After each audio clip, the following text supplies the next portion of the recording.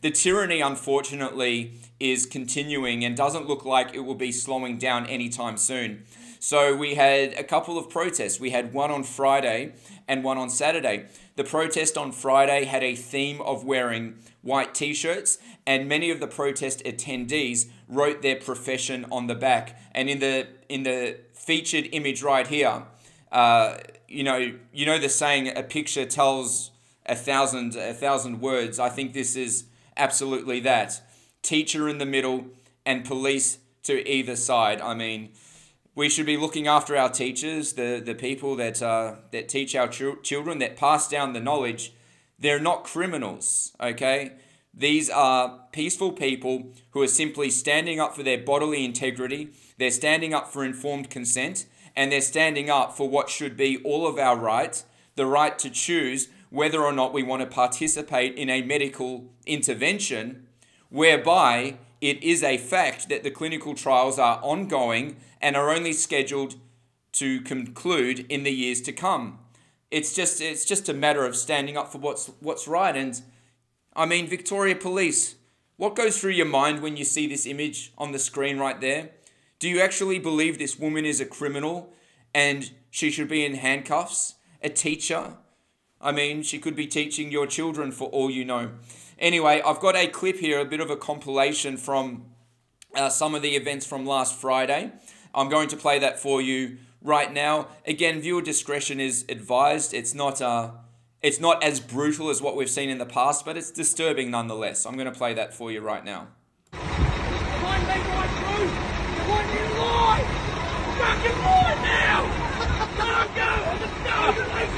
This bus move! Look at this turn.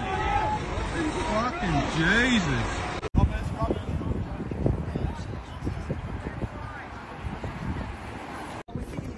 They've got their behaviour.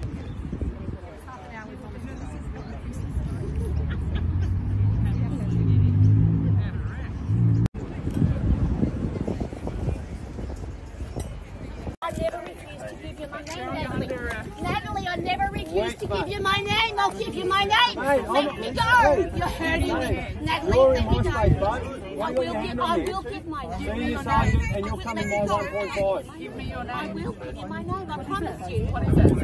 Cheryl is my name. What's your last name, Cheryl? Gloves on, that looks dirty, bud. What is your last name? I'm not playing games with you. What is your last name? I'm not playing games either. You are? Alright. No, I'm not. Pick her up and move her away from you. Okay. All right, let me go. I'm going to give you my name. Stand up, Cheryl. I will stand up. I will. Let me go. I will stand up. I'm not resisting. Just calm down. I'm coming. I'm coming. Get up. Get up now. Just my surgery. I've had surgery on that shoulder.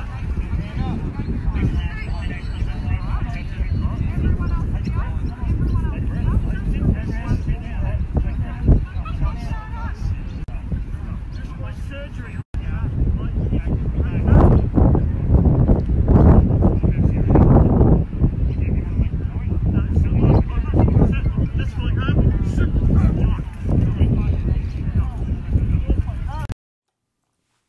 Alright, so as you see there, more tyranny from Victoria Police, but do we really expect anything else?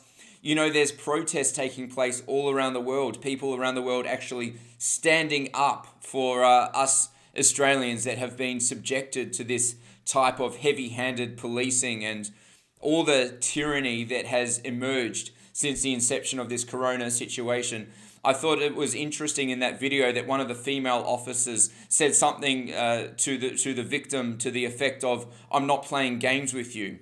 Now, is that a way that a police officer should be speaking to a member of the public, a person who pays the bills of police officers? And it's an interesting statement when you think about it. "I'm not playing games with you." Well, what is Victoria Police doing?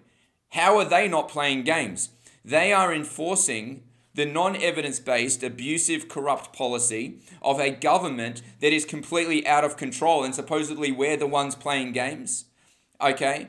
I mean, these police officers that speak to the public like that, I wonder, if you ask them the question, here's a little challenge for you. Ask one of these rude police officers the question, what is the infection fatality rate of the Delta strain, and justify to me how your policing policies are proportionate to that particular infection fatality rate. See what they say. They'll probably say something to the effect of, mate, I'm not going to talk about that. I don't have time to talk about that.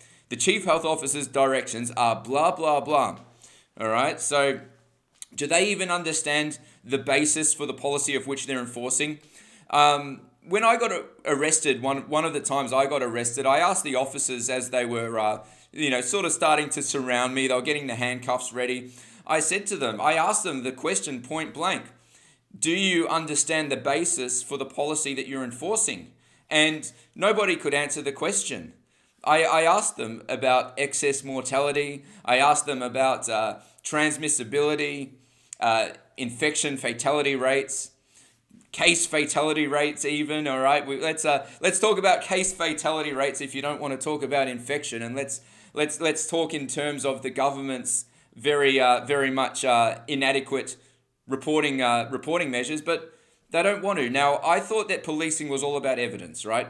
And if a policy is going to be enforced with force, okay, with very heavy force, you would understand. You would like to think that maybe the police would take some measures to investigate the nature of the Chief Health Officer's directions and what exactly those directions seek to achieve in society.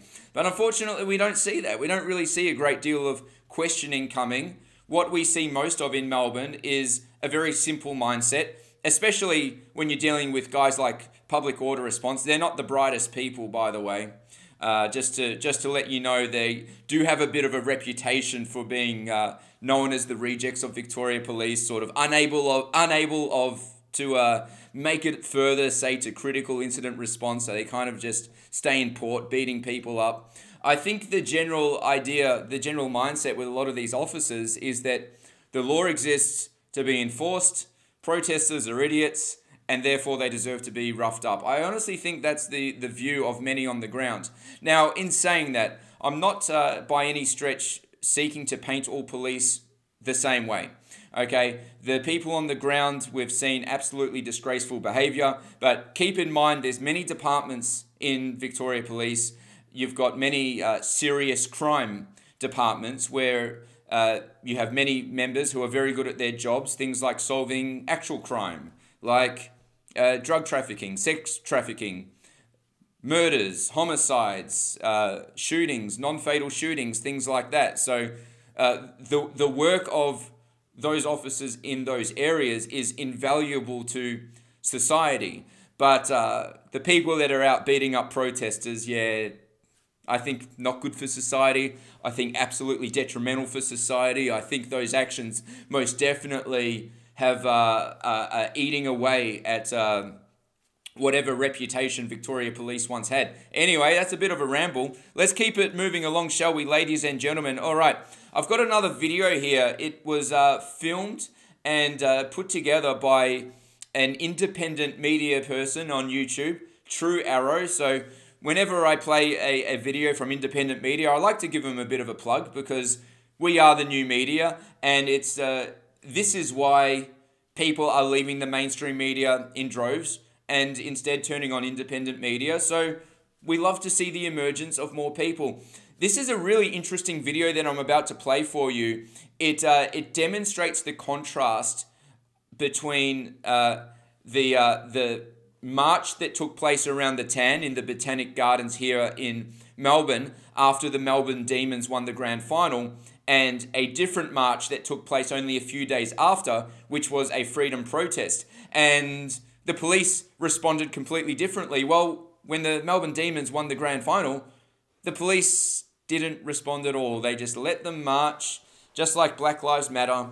But as soon as people started protesting against the government, especially in relation to that disgusting, outlandish demand of Daniel Andrews, they send in public order response and they're cracking heads.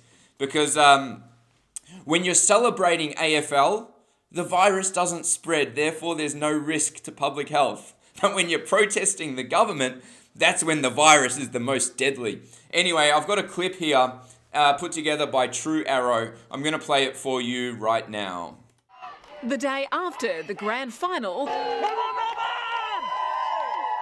Social distancing forgotten as hundreds of Melbourne fans gathered to march around the town. Do not let them paint us as far right. We are not far right.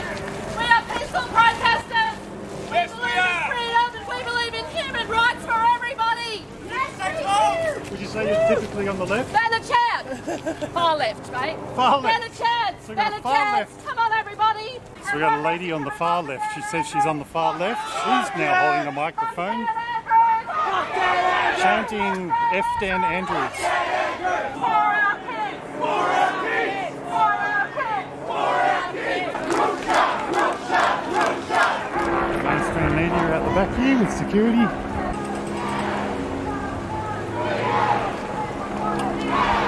We're walking up to the Melbourne Asylum Centre where I had Jordan Peterson here 3 years ago. Very different situation now.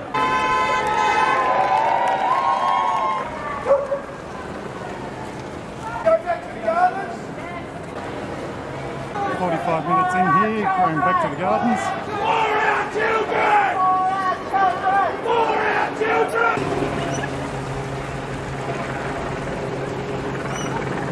Working along with zinc and other things, and I know they're poo-pooing it, and it's wrong that the TGA has stopped us from having access to early treatments, and that is wrong. Thank you. Many young families are concerned, especially about giving it to our children when we have no long-term safety data or the option. See, what I'm saying is not everyone has to agree with anything. I'm simply saying, why wouldn't you put that on the table? Why not? Your questions are all for the government.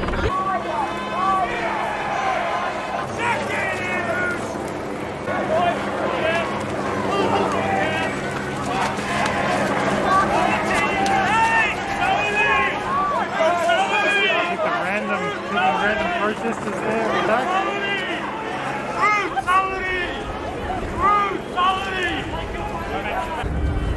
Police are walking faster.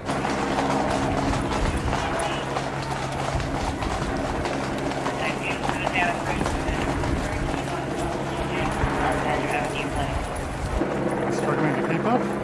Every time they pick someone off, there's a few less police to stay with the main group.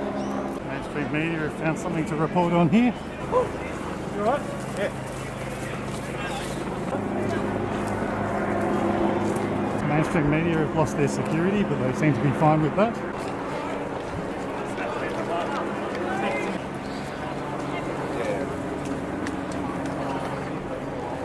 Guns out again. It's not fair that I'm literally only considering getting a vaccine for them. Like, that's not for my own protection, that's so I can teach these 9-year-olds.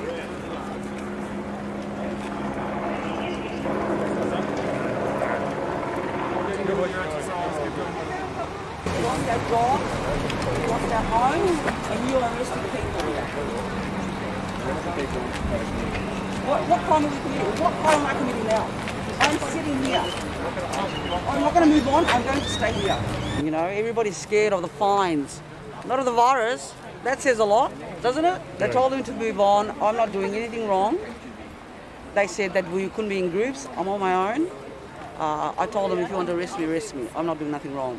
And the only reason why I'm here today fighting is for her. I don't want her growing up in this society. This man says he lost his job in construction. We're not here to cause violence.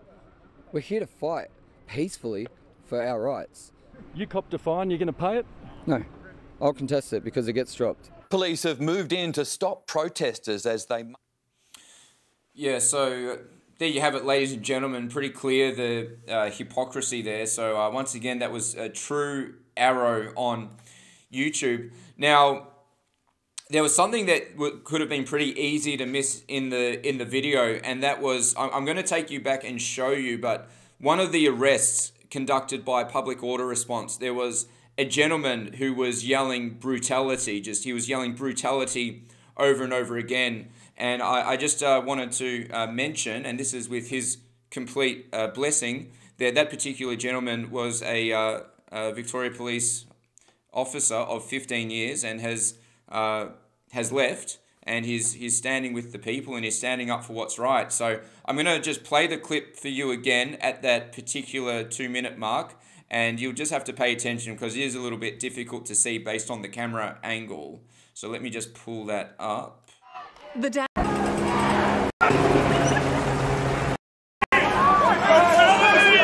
random protesters there back.